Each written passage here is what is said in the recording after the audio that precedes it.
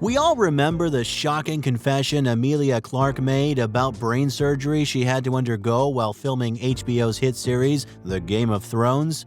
The Mother of Dragons revealed that in 2011, she was rushed to the hospital for an urgent surgery with the type of stroke that 1/3 of patients can die from.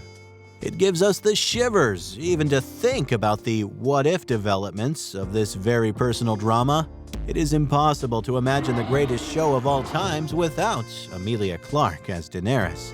And thank God we don't have to. But, unfortunately, not all stories have a happy ending. And no matter how hard we try to forget that celebrities are also humans, life sometimes manifests itself in the tragic events happening to them. Today we are reminding you of our favorite top actors who tragically died at a young age during the production of the movies. Paul Walker. The 40-year-old star of the Fast and Furious died in a terrifying car accident in Los Angeles after attending a charity event for his organization. Walker was a passenger in a Porsche sports car driven by a friend who lost control of the vehicle and at speed crashed into a lamppost and 2 trees.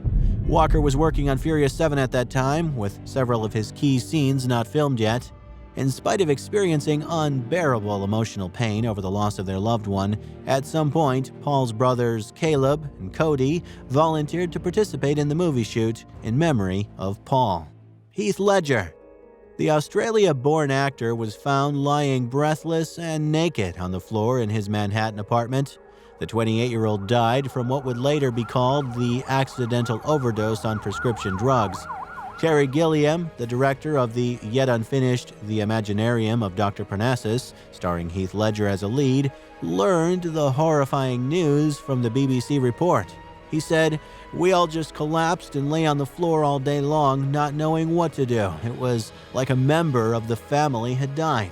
Gilliam had to make a hard decision to finish the film, with Johnny Depp, Jude Law, and Colin Farrell playing the different versions of his character. Ledger's death came months before the highly anticipated release of Christopher Nolan's The Dark Knight, for which the actor won a posthumous Academy Award. Shocked by Ledger's sudden passing, some even speculated that playing the Joker contributed to his mental health. After his death, they discovered the actor's chilling diary that he made when creating the Joker. His father confirmed that Heath put himself into a self-imposed exile as he liked to, quote, dive into his characters. Brendan Lee. Bruce Lee's son, just like his father, lost his life before the movie was completed. The 28-year-old actor was filming a scene for The Crow, in which his character is killed by thugs from the revolver. The actor was reported to have been accidentally shot with a prop gun that contained a real bullet. Lee was rushed to New Hanover Regional Medical Center and operated on for 6 hours, but the doctors didn't manage to save his life. Lee only had a few more days of shooting to do, and a week after the film wrapped, he was set to marry Eliza Hutton. Philip Seymour Hoffman.